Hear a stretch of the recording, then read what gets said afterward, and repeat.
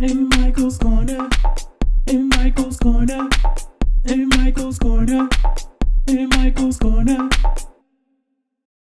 Alright, so what's up everybody? Welcome to Mychael's Corner, and today we're doing our very first Mykebang. We're doing crispy calamari and JoJo French fries. Yum! Alright guys, so let's get started. As you can see, I have my ingredients laid out. We're going to start with the calamari. I've never cooked it before, so this is my first time, I'm using Bay Prime calamari. You're also going to need some lemon juice. It makes it real tender. You're going to need some flour, and then the rest of your seasonings is going to be salt, pepper, onion powder, garlic powder, Italian seasoning, and Goya seasoning. All right, guys, let's get started. For the calamari, first empty your calamari into a bowl. And since my calamari was frozen, it has a little extra water that you'll see what I'll do with that later. But as you can see, that's what it looks like. And then we're going to add the lemon juice into the calamari. Now, I just didn't know which way the angle was, but a good time to show off my tat, right? Remember when I said my calamari was frozen? It had a little extra water in there. You want to remove all of the water out before you add your lemon juice in. Adding the lemon juice in tenderizes it and adds like a flavor to it. And as you can see, I've already added some into the bowl, but I'm going to add just a little bit more because I wasn't satisfied with how much I put in there. Like that was any better.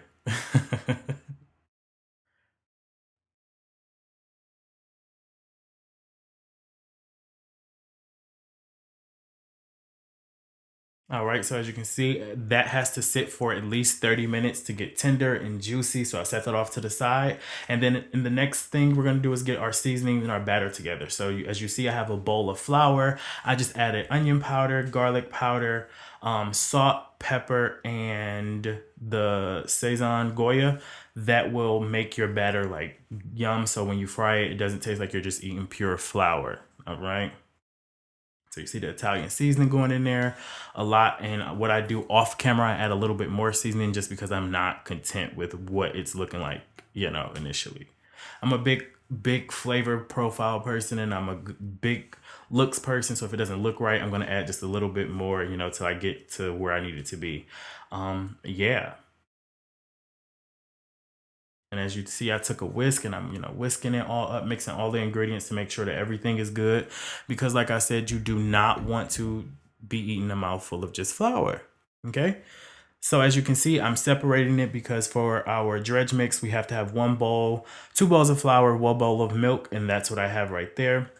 And then I'm going to cut up my French fries. If it was just only that easy. And I'm going to set them off to the side. I initially wanted to do sweet potatoes with this recipe, but I couldn't find gloves. As you can see how I'm rolling the French fries, or to make them JoJo's, you just coat them in flour. But as you can see how I'm rolling, like I really don't like touching the flour and getting it caked on top of my hand. So I just wish I had some gloves. So you pop them in the fryer or in the grease and you let them fry until they're golden brown. It looks something like that. And now let's get started on the calamari. All right, so we're going to take a couple pieces and go from the calamari to the flour to the milk to the flour again to the grease. Now, I won't show you the frying part just because my stove is like on the other side of my kitchen. So I was just like, I don't want to run back and forth and make it inconsistent or anything like that. So you guys know what a fryer looks like, or you guys know what oil looks like. So heat your oil to 325 is what I remember what I heated it to. Heat my oil to 325, and you only fry these bad babies 2 to 3 minutes or until like they're golden brown. I let them stay in there for like 4 minutes just to be on the safe side.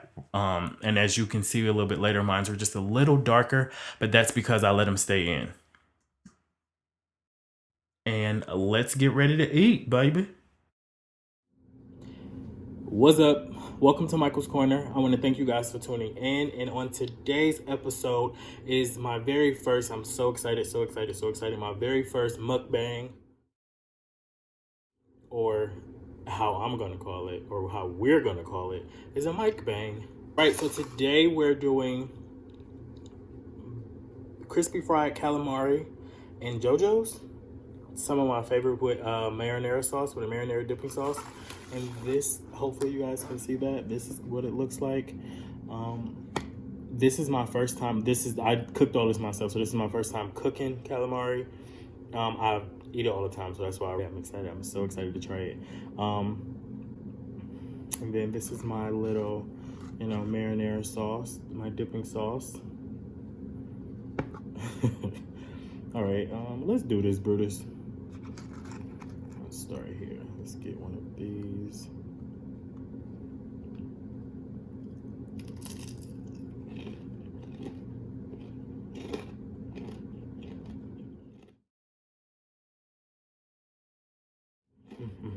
I love them. I love it. I love it. It was really good. Really, a lot easier than I thought it was gonna be making these. Honestly, a lot easier. Well, outside of this, did y'all watch Power?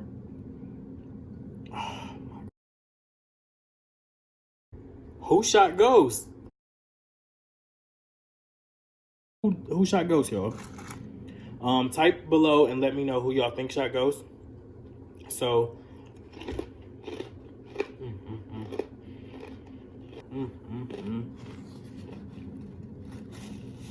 wait, back to Power. So, the end of the last, I guess, before the break, before last year, 2019, the last thing we saw was Ghost falling over. No, help. Somebody shot him. Right before that, you see images of everybody basically that got a problem with Ghost. Everybody that basically got a problem with Ghost is about to go approach him. You got Lorenz Tate, you have Blanca Rodriguez, you had Sex, can't stand Sex. Tommy, you had everybody that was at Ghost's neck really trying to go catch up with him, had that conversation that Lisa Ray mentioned. So I was like, wait a minute, hold on. Wait 1 second, here I come. And they was like, no. It was like, okay, I thought maybe she had wanted to talk to me in private, and I was going to grant her that. In this episode, I don't know if y'all noticed, but it was revolved around Dre. And it cleared Dre at the end of the episode that Dre didn't shoot Ghost. And so he didn't shoot him. Also, when me and my mom was watching it, I had to tell her, like, well, we know 2 people that didn't shoot Ghost. She was like, who was the other one? I was like, Blanca Rodriguez. Because remember, when Andre, after he got the money from and the plates from Tate to go, him and his girl to leave town, he goes back to Truth to do the job that he was supposed to. As he's going in, he hears the gunshot, turns around and runs out, and he runs into Blanca. So she was outside. No possible way she was inside. And he whacked her. You know what you did, Shane? He would whop. But who y'all think shot Ghost? Because this whole episode was crazy. Because at first, when it first came on, I was like, wait, did Ghost survive? And then I realized that it was patching into the previous episode. So in the previous episode, Ghost, all he kept saying was, no one can stop me, you're not going to stop me. So I've seen the foreshadowing there that somebody was going to stop that ass. I just couldn't figure out who it was going to be. A lot of the things that he does is for his family and to, better himself and to get out of the game and so on and so forth. But in the same breath, he's being very selfish and very sneaky and manipulative about it. And I don't, ain't nobody got time for that. So it opens up with Dre with his baby mama and that whole situation and him trying to find the money to get out of town. Because Ghost framed him for Jason Mitchell's murder. There we go. Because I was like, why is he trying to run if Ghost ain't dead yet? Duh. So started pulling up on Tasha. Like when he put up on Tasha talking about I need $50,000, I would have slapped his face. Don't pull up it. Don't do that. Don't do that. No, Dre, respect me. Respect me and my gangster. And you know who my son and my husband is. So stop playing with me. Don't ever come in here like that. Tasha needs to boss up. Tasha is one of my favorite characters, and I'm sorry to jump onto this Tasha train real quick, but she's one of my favorite characters, like on the show and in real life. And I need Tasha to boss up. She be letting them like push her around almost. I kind of feel like, because she's doing what's best, which I get. But Tasha, show them to stop. You not playing. Dre has a conversation with his baby moms, and she's like, where you gotta go, and he like, I'm not going there. She's talking about going to see his mother, and I thought she was talking about going to go see Ghost, to go get like a job or just something to get some cash in his pockets. So when he goes to see the mom, she is like, she almost seen a ghost, because I guess he ain't talked to her in so long. But we later figure out the reason why he haven't talked to her so long is how she treated him growing up. She was calling him all kind of names, telling him it was worthless, that she was the devil. What I got when Andre was saying all of that was that the mother was a real Christian, by the book, by the Bible. Y'all know what I'm talking about. And if your life didn't align to the Bible, to what the Bible said in her eyes, she was going to condemn you, and that's what happened. So we found out that Dre had like a troubled childhood and a troubled life as to the reason why he turned out to be his way. But then after he seen his moms, he ended up, the stories ended up getting patched into the last episode. So the next big thing I remember, because I watched it last night, the next big thing that I remember about the whole Dre episode was that he got picked up in the park, and when he went to jail, Two-Bit and Spank was in jail, and Ghost had them moved to get Dre killed, basically. Well, actually, that's what happened. And when Dre seen it was something about to go down, he started getting nervous and tried to make conversation and bring some attention to himself, so it couldn't go down as smooth as people wanted it to. The CEO called him and was like, come on. Blanca was there to see him, to ask him about killing Terry Silver. He lied about him seeing him kill Terry Silver, which I thought, if I remember correctly, I could have swore Dre did see him kill Terry Silver. And Dre go back out on the streets. He now getting the money to go. He going to pick up the money from Tariq. He tell Tariq to take him to Ghost. He got to oppress Ghost for some money. So when he ended up pressing Ghost for some money, he ended up going back to Lorenz Tate. And Lorenz Tate paid him $100,000 to go pop Ghost. So Ghost's head and Councilman Tate's eyes is $100,000. But so he go get the money from Councilman Tate, and then that's when I told y'all he ends up he get the money from Councilman Tate, the fake IDs, the new license plate, the whole new life identity thing that he needed for him and his wife, or him and his baby mama to be about. And he stopped at the gas station, and I was watching it with my mom, and I'm like, for you wanting to leave town in a hurry, and you need this money this quick, and you got to be gone, and then the police is actively looking for you for a murder, you show is lollygagging. My personal thing was, if you wasn't stopping for gas, you shouldn't have stopped. Okay, he shouldn't have stopped. And as soon as he stopped, he came out, he was keying. The boys pulled up on him, took him back to jail. Two-Bit and Spank seen him.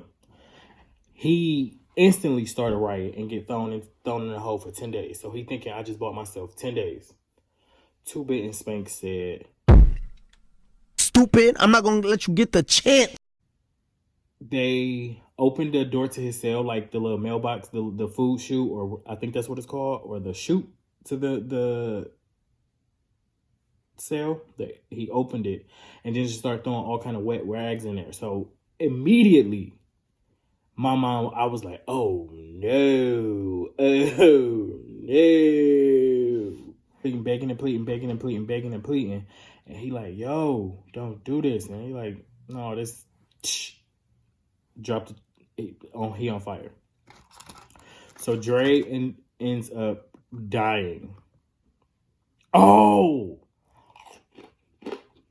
Okay, so right before that, he is visited by his baby mama and a daughter. She like, first thing out of her mouth was, if you wouldn't have went back, we could have been gone by now. He like, don't you think I know that? She was like, I had to go get some help. Don't be mad at me. His mother walked through the door. The baby mama brought her up to the hospital, to the prison. He was sick. Oh my God, he was sorry. She's like, you belong. This is where I think you belong. I'm gonna take real good care of them. Blah blah blah. Like, haha. Like, you're in jail. I got your daughter and your bitch or your girl, and there ain't nothing you could do about it. Like, it goes on to say, like, I'll make sure she grows up the correct way. Like, you will never see your daughter again. Type deal. Gets up and leaves him there. The next scene is that whole fight scene I was telling you about, and then he dies. Another thing in the episode, Spank became a snitch. Spank flipped. Blanca got Spank to flip on Tommy about Pancho's death.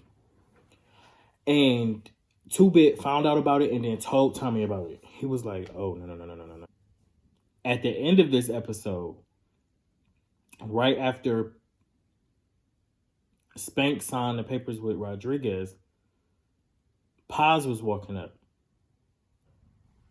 Angela's sister. All right, so who shot Ghost? All right, guys, thank you guys so much for tuning into my show today. It really means a lot to me. The very first Mykebang. It was good, y'all. It was good. I really liked it. So comment below and let me know if there's any recipe you want to see me try, anything you want to see me eat, anything that you love that you may think I like. Any shows that you think I might want to try that you want to see me talk about. Let me know how you feel about this episode. And then also comment below and tell me who you think shot Ghost. Because that's a real question. I really want to know who you think shot Ghost. One more thing, just share this video with one person that you think will like this video and really would enjoy it. And don't forget to subscribe to my channel. I love you always. Thank you. And until next time, holla. Peace. In Mychael's Corner.